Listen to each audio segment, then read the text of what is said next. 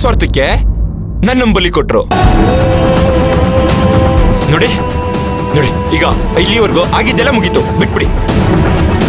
ನೋವು ತಿನ್ಕೊಂಡ್ಕೊರೋ ಟೈಮು ಮುಗೀತು. ಇನ್ಮೇಲೆ ನಮ್ ಟೈಮ್ ಶುರು ಆಗುತ್ತೆ. ನಾವು ನಮ್ ಇಷ್ಟದ ಪ್ರಕಾರನೇ ಬದುಕ್ಬೇಕು, ಬಾಳ್ಬೇಕು. ಏನ್ ಹೇಳ್ತೀರಾ ಸಪ್ತಮಿ? ನಾನು ಹೇಳಿ ಸರಿ ಅಲ್ವಾ? ನೀವು ನನ್ನ ಮಾತಿಗೆ ಒಪ್ಕೋತೀರಲ್ವಾ? ಹೇಳಿ ಹೇಳಿ ಹೇಳಿ ಸಪ್ತಮಿ, ಹೇಳಿ, ಒಪ್ಕೊಳ್ಳಿ. ಹೇಳಿ, ಹೌದಲ್ವಾ? ಒಪ್ಕೋತೀರಲ್ವಾ? ಯಾಕೆ ಈ ತರ ನಡ್ಕೋತಿದ್ದೀರಾ?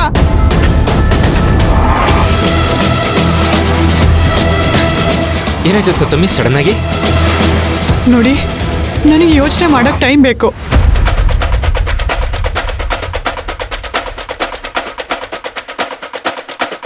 ಟೈಮ್ ಬೇಕಲ್ವಾ? ತಗೊಳ್ಳಿ, ಎಷ್ಟಾದ್ರೂ ತಗೊಳ್ಳಿ. ಇವತ್ತು ರಾತ್ರಿ ಫುಲ್ ಟೈಮ್ ತಗೊಳ್ಳಿ. ಕೂತ್ಕೊಂಡು ಆರಾಮಾಗಿ ಯೋಚನೆ ಮಾಡಿ. ನಾಳೆ ಬೆಳಿಗ್ಗೆ ಅಷ್ಟರಲ್ಲಿ ಒಂದು ಸರಿಯಾಗಿರೋ ಒಳ್ಳೆ ನಿರ್ಧಾರ ತಗೊಳ್ಳಿ. ಆ ನಿರ್ಧಾರ ಇಬ್ರಿಗೂ ಒಳ್ಳೇದಾಗೋ ಥರ ಇರಲಿ ಸಪ್ತಮಿ. ಏನಂತೀರಾ?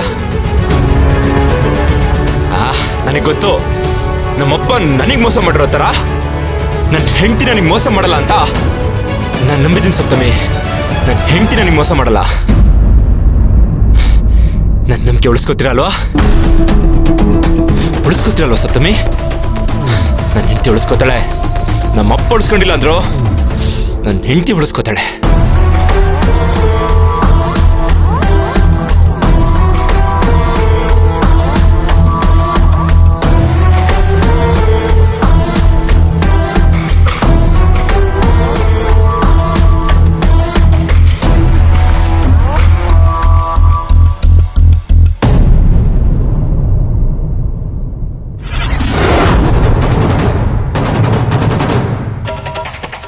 ಸಪ್ತಮಿ,